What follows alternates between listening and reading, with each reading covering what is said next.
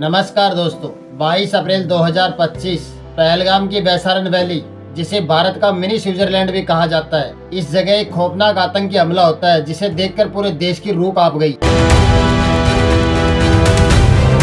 इस आतंकी हमले में 26 लोगों की मौत हो गई, 17 घायल हो गई और मरने वालों में सभी लोग मेल्स थे।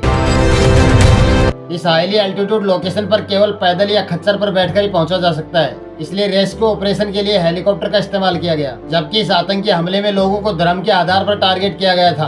तो हेमंत जोशी करके हमारे साथ में थे, तो वो पीछे से आए कि बोले कि क्यों कर रहे हो आप, हम क्या हुआ है, ऐसा बोलने के लिए गए, आगे खड़े हो गए तो उनको डायरेक्ट इधर शूट किया। मेरे हस्बैंड बोले कि गोली मत मारो किसी को, हम रुकते हैं, नीचे झुकते हैं, कुछ नहीं करते, तो उनको भी पेट में गोली मारी। फिर बाद में पूछा कि हिंदू कौन है, मुस्लिम कौन है। ये पहले भी सवाल किया था कि अलग होने के लिए, लेकिन किसी ने कुछ रिप्लाई नहीं किया था। फिर पूछा हिंदू कौन है, खाली हिंदू कौन है पूछा, मेरे जीजा जी ने हाथ ऊपर किया तो उनको डायरेक्ट इधर ही शूट किया। उनका पीछे का हिस्सा ऐसा पूरा खून नीचे आया हुआ था हमारे सामने ही। एक महिला अपने पति की डेड बॉडी के पास रो रही थी और आतंकी उसे गुहार लगा रही थी कि उसे भी मार दिया जाए, लेकिन हमलावर हंस पड़े और बोले जाओ भारत के प्रधानमंत्री मोदी को बता देना, इकोनॉमी डाउनफॉल चल रहा है। उनकी हर चाल फेल होती नजर आ रही है। 1971 के बाद भारत ने पहली बार पाकिस्तान के अंदर एयर स्ट्राइक की थी।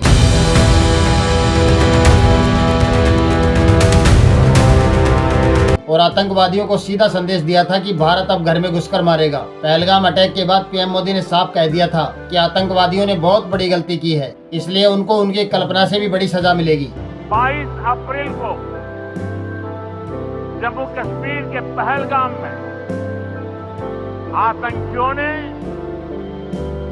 मासूम देशवासियों को जिस बेरहमी से मारा है, मैं बहुत स्पष्ट शब्दों में कहना चाहता हूं, जिन्होंने ये हमला किया है, उन आतंकियों को और इस हमले की साजिश रचने वालों को उनकी कल्पना से भी बड़ी सजा मिलेगी। पाकिस्तान की लीडरशिप गहरी डेप्थ और मेंटेलिटी के अनुसार काम करती है और अपने इंटरनल कंट्रोल बनाए रखने के लिए भारत के साथ कॉन्फ्लिक्ट को जिंदा रखना जरूरी समझती है। 28 people are reported to have been killed after gunmen opened fire on tourists in Indian-administered Kashmir. देश भर में गुस्से की लहर दौड़ रही है, सेना हाई अलर्ट पर है और पाकिस्तान परेशान है। और अब शुरू होता है ऑपरेशन सिंदूर। पाकिस्तान आतंकवाद की एक पूरी फैक्ट्री है। आइए दोस्तों समझते हैं आज की इस वीडियो में ग्राउंड रियलिटी को गहराई से। 22 अप्रैल साल 2025 कश्मीर के एक शांत पर्यटन स्थल पर अचानक आतंक का सामना होता है और आतंकवादियों ने पर्यटकों पर गोलीबारी शुरू कर दी, जिसमें 26 लोगों की मौत हो जाती है। आतंकवादियों ने यात्रियों से पूछा कि आप हिंदू हो या मुस्लिम। जवाब उनकी अपेक्षा के खिलाफ हुआ तो उनको गोली मार दी गई और 26 निर्दोष पर्यटकों की जान चली गई। एक महिला अपने पति के शव के पास रो रही थी और आतंकियों से गुहार लगा रही थी कि उसे भी मार दिया जाए, लेकिन हमलावर हंस पड़े और बोले जाओ भारत के प्रधानमंत्री मोदी को बता देना। आज पाकिस्तान के साथ जो कुछ भी हो रहा है उसका जिम्मेवार सिर्फ और सिर्फ पाकिस्तान है। कि आतंकवादियों और पाकिस्तान सरकार और पाकिस्तान मिलिट्री की कैसे मिलीभगत है, ये इमेजेस देखिए आप। पाकिस्तान को याद रखना चाहिए, पाकिस्तान की सेना को साल 1971 की शर्मनाक हार और 90,000 सैनिकों का सरेंडर कभी भूलना नहीं चाहिए। सिर्फ उनके हथियार ही नहीं बल्कि उनके पतलून भी आज भारत के पास टंगी हुई है। एक सैयद आदिल हुसैन जो पहलगांव के लोकल ही थे, ये यहाँ पर खच्चर चलाने का काम करते थे। इसके अलावा एक क्रिश्चियन थे और बाकी जो 24 लोग मारे गए वो सब के सब हिंदू थे, जो अलग अलग जगह से आए हुए टूरिस्ट थे। जैसे कि जयपुर के 32 साल के नीरज उद्वानी जो यूएई में काम करते थे। ये छुट्टियों के लिए घर आए थे और अपनी पत्नी के साथ पहले शिमला में एक शादी अटेंड करते हैं और फिर बाद में कश्मीर घूमने गए थे। ऐसे एक विक्टिम नेपाल के थे, संदीप न्यू पड़े। इसके अलावा IFIB और नेवी के ऑफिसर थे जो अरुणाचल प्रदेश से आए थे। इंडियन एयरफोर्स कारपोरल तांगे हेलियांग, इंटेलिजेंस ब्यूरो के सेक्शन ऑफिसर मनीष रंजन जो LTC लेकर बिहार से यहाँ घूमने आए थे अपनी पत्नी और बच्चों के साथ। हरियाणा के 26 साल के इंडियन नेवी के लेफ्टिनेंट विनय नरवाल, केवल 6 दिन पहले उनकी शादी हुई थी। ये अपनी पत्नी के साथ हनीमून मनाने के लिए आए थे। एक ऐसा हनीमून जिसके बाद इनकी पत्नी विधवा होकर घर लौटी और ये अपने पति के साथ भेलपुरी खा रही थी। तभी एक आदमी आया और उसने कहा शायद ये मुस्लिम नहीं है, और ये कहते ही तुरंत गोली मार दी गई। बोला कि शायद मुस्लिम नहीं है, उसने उसको गोली मार। उसने बोला कि शायद ये मुस्लिम नहीं है, उसने उसको भी गोली मार दी। कुछ ऐसा ही कहा पुणे के HR प्रोफेसर असवारी ने। उन्होंने बताया कि जब उन्होंने दूर से आतंकियों को फायरिंग करते हुए देखा तो उनका परिवार सुरक्षा के लिए एक पास के टेंट में चला गया, लेकिन आतंकी वहां भी आ गए और उनके फादर को इस्लामिक वर्ड्स रिसाइट करने के लिए कहा गया, लेकिन जब वो नहीं कर पाए तो उनको सीधी गोली मार दी गई। उस समय हेल्प के लिए वहाँ कोई नहीं था, ना ही पुलिस थी और ना ही इंडियन आर्मी थी। जो लोग उन्हें वहाँ खच्चर पर लेकर आए थे उन्होंने असावरी और उनकी माँ और एक फीमेल रिलेटिव ने उनकी रिटर्न जर्नी में मदद की। बहुत सारे घोड़े वालों ने भी मतलब घोड़े पे लेके गया था, उनको हॉस्पिटल पहुंचाया। मेरे अलावा भी बहुत सारे ऐसे लोग हैं जिन्होंने कंधे पे उनको उठाया है हॉस्पिटल पहुंचाने के लिए। इसके बाद करीब 20 मिनट बाद इंडियन आर्मी वहां पहुंचती है और उनका रेस्क्यू शुरू करती है। पाकिस्तान के बेस्ड टेरर ग्रुप लश्कर-ए-तोयबा के शैडो ग्रुप TRF ने इस हमले की जिम्मेदारी ली है। TRF का फुल फॉर्म होता है द रेजिस्टेंट फ्रंट। 2 साल पहले जब TRF ने कश्मीर में पत्रकारों को धमकियां दी थी, तब मिनिस्ट्री ऑफ होम अफेयर ने इसे UAPA के तहत एक आतंकवादी संगठन डिक्लेयर कर दिया था। इस टेरर ग्रुप के मेंबर शेख सज्जाद गुल को भी UAPA के 4थे शेड्यूल के तहत आतंकवादी घोषित कर दिया गया था। एक इंटेलिजेंस असेसमेंट के मुताबिक ये सस्पेक्ट किया जा रहा है कि लश्कर-ए-तोयबा का टॉप कमांडर सैफुल्लाह कसूरी इसके साजिशकर्ताओं में से एक है। इंडियन एक्सप्रेस की रिपोर्ट में बताया गया कि इनिशियल प्रोब के अनुसार 6 आतंकी थे जिन्होंने अटैक किया था। एक सरकारी सोर्स ने द हिंदू को बताया कि आतंकवादियों में से 2 कश्मीर के युवा भी थे जो साल 2018 में पाकिस्तान चले गए थे। अनंतनाग का आदिलगुड़ी और पुलवामा का एहसान। सरकारी सूत्रों ने बताया कि इन्होंने रिसेंटली पाकिस्तानी आतंकवादियों के साथ इनफिल्ट्रेशन की और इनके मूवमेंट के बारे में कुछ इनपुट मौजूद है। टाइम्स ऑफ इंडिया में राजशेखर झा के एक रिपोर्ट्स के अनुसार इनके पास पहले से इनपुट थे कि अप्रैल के पहले हफ्ते में कुछ आतंकवादियों ने होटलों में कुछ रेकी वगैरह की है, इसलिए कोई इंटेलिजेंस फेलियर नहीं था। इंटेलिजेंस इनपुट होने के बावजूद भी अटैक हो गया। देश भर में गुस्से की लहर दौड़ रही है, सेना हाई अलर्ट पर है और पाकिस्तान परेशान है। हर किसी के दिमाग में सिर्फ एक ही सवाल है कि 2025 में क्या होने वाला है, लेकिन इसको समझने के लिए हमें पीछे जाना होगा। दोस्तों, ये बात है साल 1947 में जब भारत देश आजाद हुआ था। तब ब्रिटिश सरकार ने फैसला लिया कि भारत में हिंदू ज्यादा थे और पाकिस्तान जिसे मुसलमानों के लिए बनाया गया था। ये बंटवारा सिर्फ नक्शे पर एक लकीर खींचने जितना आसान नहीं था, ये बहुत दर्दनाक और खून से सना हुआ था। 1.5 करोड़ से ज्यादा लोग घर से बेघर हो गए। भारत से मुसलमान पाकिस्तान चले गए और पाकिस्तान से हिंदू और सिख भारत आ गए। परिवारों के परिवार उजड़ गए, लोगों को अपना सब कुछ छोड़ना पड़ा। पाकिस्तान की तरफ से ट्रेनों में लाशें भरकर भेजी जाती हैं और देखते ही देखते हालात वो हो गए कि जो पड़ोसी सदियों से एक साथ रहते थे वो एक दूसरे के कट्टर दुश्मन बन जाते हैं। ये इतिहास की सबसे बड़ी और सबसे खूनी प्रवास घटनाओं में से एक थी, जिसमें लगभग 10 लाख से ज्यादा जिंदा लोगों को काट दिया गया था और इस पाकिस्तान की कट्टर सोच का जन्म यहीं से होता है। बाकी इस दौरान क्या क्या हुआ था इस पर एक डिटेल वीडियो बना रखी है, आप उसे जाकर देख सकते हैं। उसकी लिंक आपको डिस्क्रिप्शन में मिल जाएगी। लेकिन दर्द यहीं खत्म नहीं हुआ,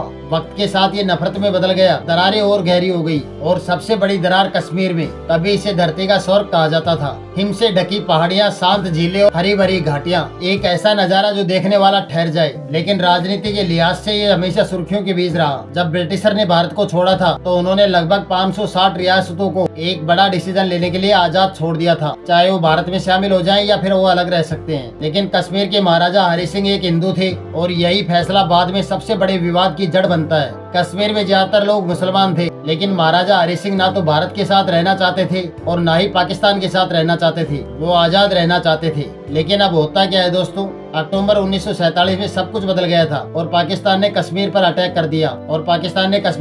कर दिया और इनका मकसद एकदम क्लियर था कि वो किसी भी हालात में कश्मीर को पाकिस्तान में विलय करना चाहते हैं। और ये सब देखकर महाराजा हरि सिंह घबरा गए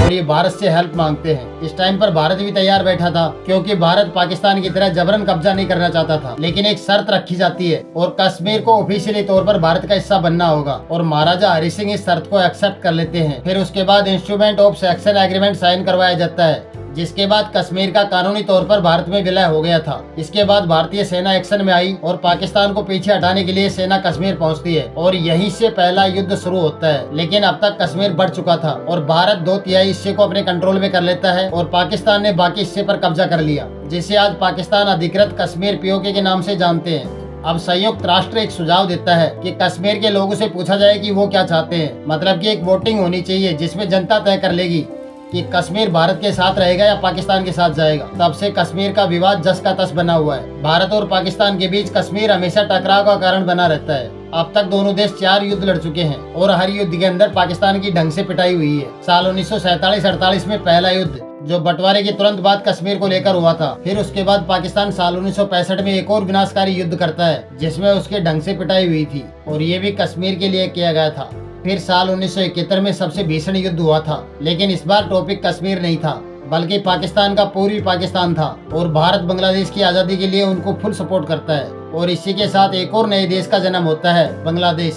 और फिर उसके बाद साल 1999 में कारगिल युद्ध, जिसमें पाकिस्तानी सेना और पाकिस्तानी आतंकवादी क्या करते हैं, ये स्थानीय लोगों का भेष बनाकर भारतीय सीमा में घुस जाते हैं और फिर उसके बाद भारत को एक बड़ा मिलिट्री एक्शन लेना पड़ता है। तब जाकर पाकिस्तानियों को सीमा के बाहर निकालकर फेंका गया था। जब यहाँ से पाकिस्तान की सरकार और पाकिस्तान की आर्मी कोई भी युद्ध जीत नहीं पाई तो अब ये दूसरा रास्ता अपनाते हैं। अब ये लश्कर और जैश जैसे आतंकवादियों को पालने लग जाते हैं और ये बात पाकिस्तान के मिनिस्टर भी ओपनली कई बार बोल चुके हैं। लेकिन सबसे इंटरेस्टिंग बात यह है कि कोई भी देश अपनी सेना को मेडल इसलिए देता है कि वो कोई जंग जीत कर आए हैं। रिकॉर्ड है वहाँ की सेना आज तक एक भी युद्ध नहीं जीत पाई। अब होता गया, हर युद्ध के बाद भारत और ताकतवर होता गया, लेकिन नफरत और विश्वास का खेल कभी खत्म नहीं हुआ। जब सीधे तौर पर इंडियन आर्मी से पाकिस्तान युद्ध जीत नहीं पाया तो पाकिस्तान यहाँ से एक नई रणनीति बनाता है। साल 2000 की शुरुआत में एक नया गेम शुरू होता है, छाया युद्ध। और अब ये लड़ाई टैंकों से नहीं बल्कि आतंकवादियों के साथ होती है। सीमाओं को पार करने वाली फौज नहीं बल्कि आतंकवादी बैकपैक, बंदूकें और आत्मघाती जैकेट पहनकर चुपचाप दाखिल होने लग जाते हैं और ये आम लोगों को टारगेट करने लग जाते हैं कश्मीर में। अब इस टाइम पर भारत को अस्तर करने के लिए नया तरीका था ये पाकिस्तान का।